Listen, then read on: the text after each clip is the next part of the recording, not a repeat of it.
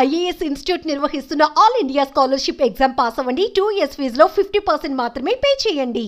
వైసీపీని కేసులు వెంటాడుతున్నాయి. అధికారంలో ఉన్న సమయంలో అసభ్య పదజాలాలతో ప్రతిపక్ష నేతలపై, మహిళలపై చేసిన పోస్టుల ఆధారంగా ఏపీ పోలీసులు అరెస్టులు చేస్తున్నారు. ఇప్పటికే చాలా మంది అరెస్ట్ అయ్యారు. ఇంకా రాష్ట్ర ఫ్యాన్ పార్టీ, సోషల్ మీడియా కార్యకర్తలతో పాటు వైసీపీ నాయకులపై ఫిర్యాదులు వెలువెత్తుతున్నాయి. కడప జిల్లా వ్యాప్తంగా వైసీపీకి చెందిన సోషల్ మీడియా కన్వీనర్లకు పోలీసులు 41A కింద నోటీసులు జారీ చేశారు.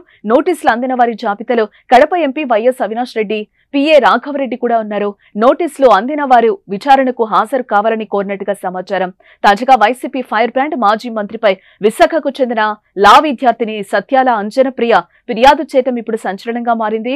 వైఎస్ఆర్సీపీ హయాంలో 5 ఏళ్లుగా కొడాలి నాని పత్రికా ప్రకటనల్లో, అసెంబ్లీ సమావేశాల్లో వాడిన భాషపై అంజనప్రియ ఫిర్యాదు చేశారు.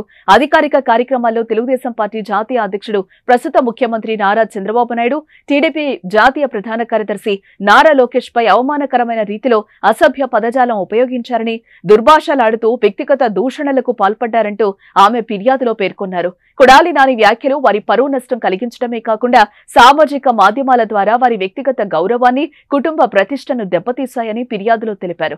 ఒక మహిళగా, లా విద్యార్థిగా ఇటువంటి అసభ్య పదజాలం వినడం, చూడటం నాకు చాలా బాధ కలిగించిందన్నారు. ఇది సమాజంలో యువతపై ప్రతికూల ప్రభావం చూపించడమే కాకుండా ప్రజాస్వామ్య విలువలకు హానికరంగా ఉంటుందన్నారు. యువతలో ఇది విషపూరితమైన ఆన్లైన్ సంస్కృతిని సృష్టించటాన్ని ప్రోత్సహిస్తుందని, ఇటువంటి ఉపేక్షిస్తే యువత వీటిని ఆదర్శంగా తీసుకునే ప్రమాదంగా ఉందని ఆవేదన వ్యక్తం చేసిన అంజనప్రియ ఏ విషయంలో కఠిన చర్యలు తీసుకోవాలని పోలీసులను కోరారు. బహిరంగ వేదికలపై దూషించే పదజాలం, అవమానకరమైన వ్యాఖ్యలను మరెవరూ ఉపయోగించకుండా కొడాలి నానిపై అత్యవసర చర్యలు తీసుకోవాలని తెలిపింది. ఆమె ఫిర్యాదు మేరకు కొడాలిపై పోలీసులు కేసు నమోదు చేశారు.